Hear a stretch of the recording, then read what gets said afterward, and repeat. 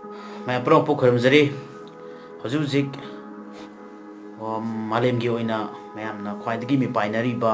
अमदी लांथेंगनरीबा कोविड-19 corona virus की मतंगदा हजिक मैमना मणिपुर दसु सुकी मतिक मिपाइनबा पाखतनबा अकी तुजुंग बौलन हजिक मपान बौबा थोपकिनबगी कंडीशन अमदा ngasi लाए अबोय बतारगसु अखोना पाखतलगसु अखोना do's and don'ts J खंगद्रगदी covid अखोना लांथेंगनबा ngमोय मरमसिना ma'am पुना अखोय अमतो ओइना कोविड-19 जे लांथेंगमिनसे हाइबा तारगदी मागी तौगदबा अमसुंग तौरोइदबसिंगसे अखोय पुना खंगमिनरगदी खरा मखैदी अखोय लांथेंगनबा ngमगनी हाइबसि चपचाना आइगी थाजजबनी तसेंगनमक हजिक लेरिबा मैमसि कोविड-19 जिगी मरमदा चौराकपा अमा बौरी बौरी खंगम तारगसु अदु मुन्ना खंगदबना मरम ओइरकांदा तौहनिंगदबा मैम अमा तौरकपने हाइबसि आई हाइजगे मसिगी एग्जांपल मेक लारबा खुदम हाइबबु नहान जनता कर्फ्यू हाइदना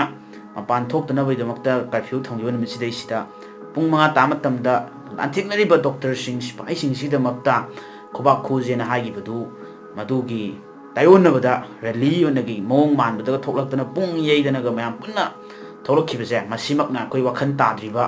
अदुगुम्बा मी मैम लेरि हाबसि अदुना प्रूफ तौरेना हाइजगे तसेंगना हजिक कोविड-19 सि मसि थेंगनमिनसे हाइबा तारगदी अखोइसे इसा इसाना सेल्फ क्वारंटाइन तौबम चंगी इसा इसाना सेल्फ क्वारंटाइन तौबा मपान थोक्तबा पब्लिक गैदरिंग जे तौदबा कोई दुकान दा पोटमक्ता लेरगसु डिस्टेंस सोशल डिस्टेंस थंबा सिगुम्बसि तौद्रगदी अखोय यारोइदोरी अदगी मास्क सिजनबियु अदगी हैंड सैनिटाइजर मतम चुपदा सिजनरा खुदसाजि सेंग हांदोकपियु मसि हामद्रगदी यारोय चांथोक्त्रगदी खुदसि सेंग हांबियु मास्क सिजनबियु हजिक सि मतांगदा सुम की दबिदा ब्लाइंड अमदा सुम तरंग मारंगा तौरगा लेबा मिसु लेइतब नते अदो खरा मनुंग ओइना स्वाइदा लेबसिंगसि खरा फरे हजिक अमु मिपाइबा यारिबा पोतसि अखोयगी मपालमदगी लाकपा अखोयगी मणिपुर मचासिंग आदा लाइक तमदना लेखिबा तोंगान तोंगानबा लाइनसिंगदा तममगा लेइबसिंगसि हजिक याम कन्ना अखोयसिदा लाकपगी पोत अमा लेइरि यारगदी इसाजे चिंगनाबा मोंगी सिम्टमसिंगजे उबा फंगबिरगदी मदु मरि लेनबा कंसर्न पेनोसिंगदा हाइरकांदा मदु इसाना सेल्फ क्वारंटाइन तौबियु मदु लोसलगा आइदी लोसलगा इमुंगा चंगलगा मीगी लोहोंगा चटपा मी चाक कौशनबा जिगुमसि यार तौबिगनु इसाना चिंगनबिरगदी हक्चांग ngमक्त्रगदी नुंगाइबिद्रगदी इसाना सेल्फ क्वारंटाइन तौरगा लायेंग थोपियु अदुसिम हाइजगे अदगी मरोइना चटनबा अमा लई वृंदावन चटपा वृंदावनदा लाइ खरुंबा चटपा हाइदना चटनरिबा पोतसिसु हुजिक चटुरा हलकपसिंग हुजिक लोटपगी चटनबि याम कन चटनरि हलकांदा लोटपा नुसि तौबिगनु